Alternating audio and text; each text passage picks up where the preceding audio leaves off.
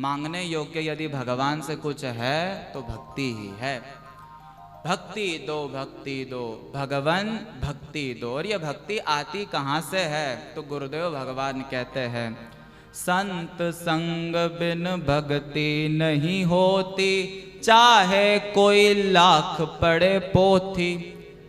संतों के संग के बिना यह भक्ति नहीं होती है, इसलिए संतों की सेवा मांगो।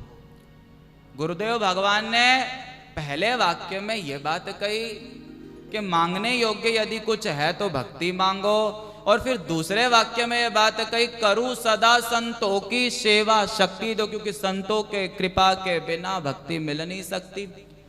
संत मिले तो मैं मिल जाऊं, संत न मोते न्यारे।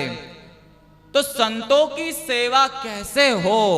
संतों की सेवा हम नहीं कर सकते, संतों की सेवा करना हम सोच भी नहीं सकते, क्योंकि संतों की सेवा करने का दायित्व भगवान का है। संत भगवान के लिए घर छोड़ते हैं। संतों के पास अपना भरा पूरा सब परिवार है, लेकिन वो सब छोड़ देते हैं।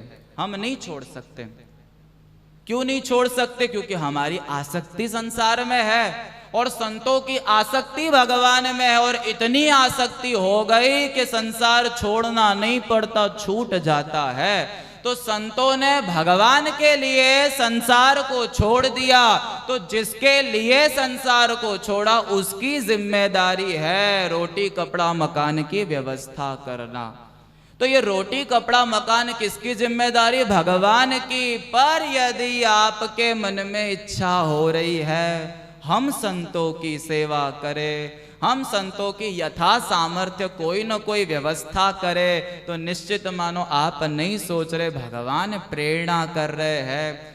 भगवान की कृपा के बिना कोई संतों की सेवा कर नहीं सकता, और संतों की कृपा के बिना भगवान की परम कृपा कोई प्राप्त कर नहीं सकता। दोनों का कनेक्शन है।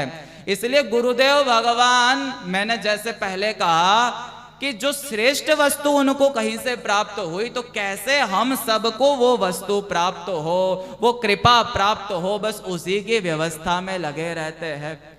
तो संतों की सेवा कैसे हम करें? तन मन धन से, यथा सामर्थ्य हम अपने जीवन को संतों के प्रति समर्पित करें। इसके लिए ये यज्ञ का निर्माण किया। ये यज्ञ कुंड है जहां पर आप बैठे हो, ये जो 108 कुटिया है ये यज्ञ कुंड है। और गुरुदेव भगवान ने जब 108 कुटिया का निर्माण हुआ था तब ये कहा था कि सब प्रयास पूर्वक इसमें आहुति देते रहना। जैसे यज्ञ में आहुति दान करने से यज्ञ का फल हम सबको प्राप्त होता है, जितने अनुपात में आहुति दी जाती है उतने अनुपात में हमें उसका लाभ मिलता जाता है। उसी प्रकार ये यज्ञ कुंड है। तन मन धन से, मनसा वाचा कर्मणा, आप और हम समर्पित हो संतों के लिए, संतों की सेवा के लिए, तो हमको भगवान की भक्ति प्राप्त हो।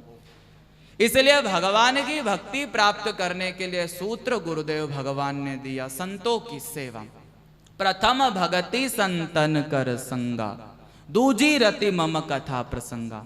और उसी को यहाँ पे रूपांतरित करते हुए कह रहे हैं गुरुदेव भगवान कि पहले आप संतों के पास जाओ, फिर उनसे कथा सुनो, और जब कथा सुनोगे तब जाके किसी संत के प्रति आपका गुरु भाव होगा।